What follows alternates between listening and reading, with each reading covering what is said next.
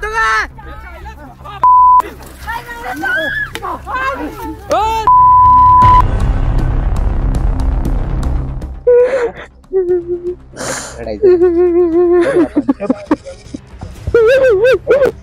अजून दवाखाना चालू आहे. सकाळीच दवाखान्यातून आज पण आणलं.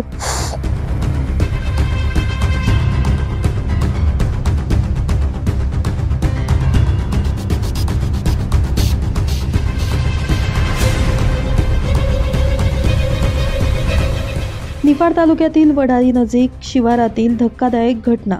गट नंबर 507 या ठिकाणी राहत असलेल्या कराटे कुटुंबावर प्राणघातक हल्ला 6 फेब्रुवारी 2025 सायंकाळी 5 वाजेच्या दरम्यान करण्यात आला. वडाळी शिवारातील कुटुंब गेल्या 10 वर्षांपासून शेतीच्या रस्त्याचा वाद होता. 2 वर्षांपासून निफाडचे तहसीलदार यांनी रस्ता वहिवाटीसाठी खुला करून दिला, परंतु त्यांच्या शेजारील असलेल्या भाऊबंधांनी अचानकपणे त्या कुटुंबावरती प्राणघातक हल्ला केला. यामध्ये महिला, लहान मुलं यांना सुद्धा जबर मारहाण करण्यात आली आहे. घरातील एका महिलेला विहिरीत ढकलून देण्यात आलंय. लोखंडी रॉड, लाठ्याकाठ्यांनी कुटुंबावर हल्ला करण्यात आला.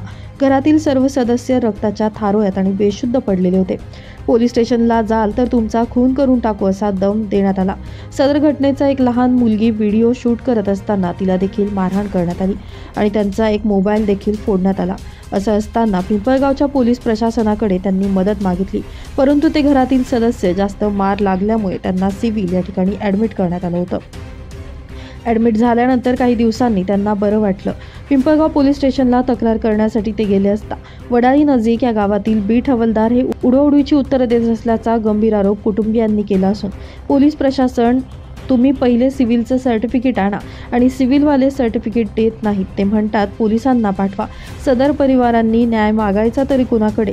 यामुळे हे कुटुंब दहशतीखाली असून आमच्या कुटुंबातील सदस्यांच्या जीवाला धोका असून पोलीस प्रशासन याकडे लक्ष देईल का असा प्रश्न या परिवाराकडून उपस्थित करण्यात आला आहे.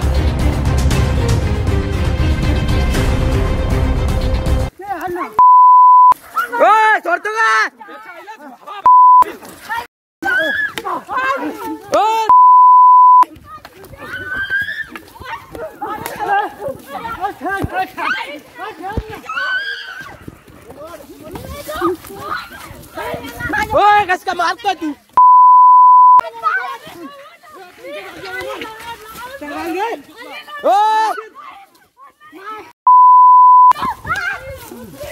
नहीं दादा नहीं.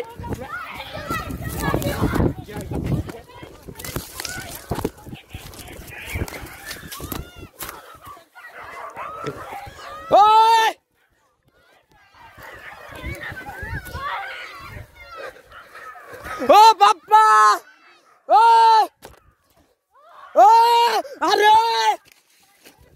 ओ अरे! ओ! ओ बाप्पा!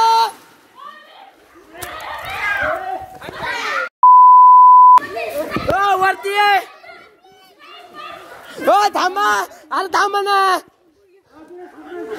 ओ दीड थांब आलो नको. शूटिंग काढ. शूटिंग काढ. शूटिंग काढ.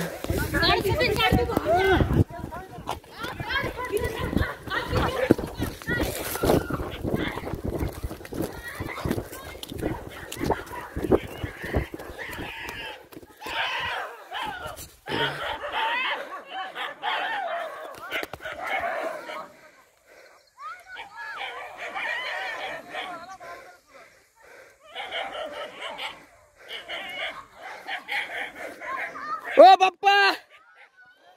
ओ! ओ नानी अण्णा!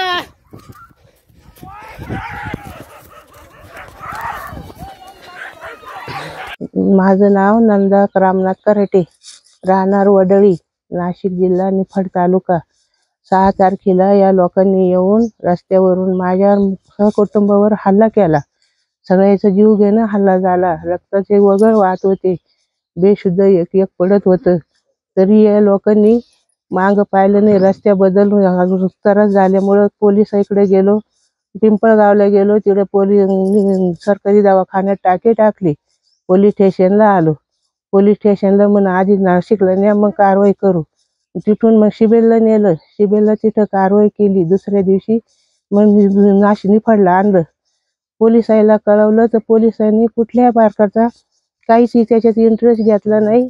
कुठल्या प्रकारे पोलिसांना काही त्याच्यात इंटरेस्ट घेतला नाही. परत कारवाई केली नाही. म्हणायला गेलं तर ते म्हणते दम काढा ते दम देते. मग आम्ही जायचं तरी कोणाकडं हा न्याय मागायचा. हा न्याय मागायला आम्हाला काय आधारच नाही. कोणाकडं जायचं. मागे लेकरं रक्ताचे रोड वळेल होते, पावत नव्हतं त्यांच्याकडं, तरी कोणी आलं नाही, सोडलं नाही, कोणीच नाही. पावत नव्हतं का काही नाही. माझ्या लेकराचे हाल रक्ताचे वगैरे वाहत होते. माझ्या नवऱ्याचा डोळा लाल जरत करून तुला हाणून माझ्या मागून टाके पडेले, इड मोडून मारेले, दात पाडले, इड मोडून तुली फासुली. हे सगळं पोथी गळ्यातल्या काढून नेले आमच्या. एकाचा त्या पुरीचा नातीचा मोबाईल चोरून नेला.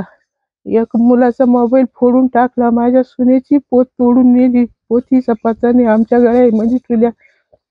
मला परत सुनाला बी माझ्याकडे पळत येत होती का काय. मी बेशुद्ध होते. तिला इरीत ढकलून दिलं दोघांना.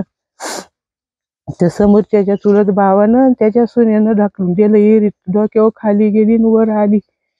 पोत पाईपाला धरलं आणि मग पाईपापासून गागत होती. मी शुद्धी आल्यावर उठले. माझ्या मोठ्या मुलाला सांगितलं का चहा इरीत पडली. तो खाली उतरायला गेला. तिला काढाय तरी वरून दगडाचे मार चालू होते. आणि मग तिला वर काढलं. मग इथं आणलं. कसं तरी आलो. मग ते लोक गेले. इथं आल्यावर बी माझ्या लहान पोरायला दम देत होते. तुम्ही मोठे जर असते तर तुमच्या 2-2, 3-3 कानपटात हाणल्या असत्या. माझे पोरं असे घायल झाले. नातू तिची नाते कोणीच आम्ही काही म्हणलो नाही का बोललो नाही. गपचीत राहिलो. गळ्यातल्या पुथी नेल्या. गळ्याचे पारक असं मेंदू बी कामातून गेले. पारण जाया देऊन ते 9-10 माणसं होते. 3 लेडीज होत्या. एवढे ना माझ्या सहकुटुंबावर हल्ला केला. माझ्या लहान लेकरावर जीव मारण्याची धमकी दिली. त्याच्यात तुम्हाला एकाला खूप सूट होईल म्हणा. माझ्या घरापासून गेले आल्यावर असं दम देऊन जायले तर माझे पोरं शाळा जायला भेटत्या. याच्यावर पोलीस कुठलीही कारवाई करते नाही.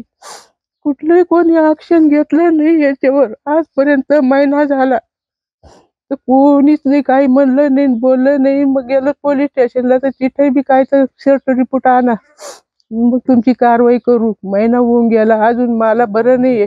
अजून दवाखाना चालू आहे. सकाळीच दवाखान्यातून आज पण आणलं.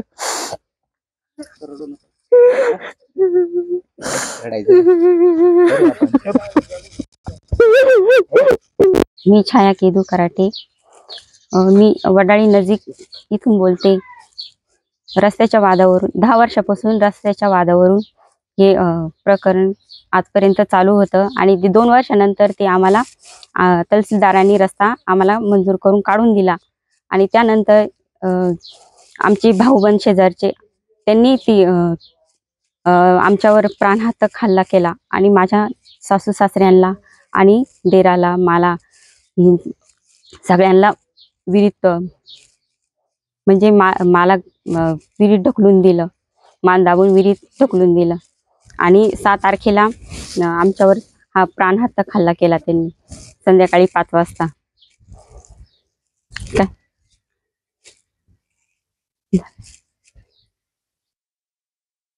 बोला काय बोलायचं.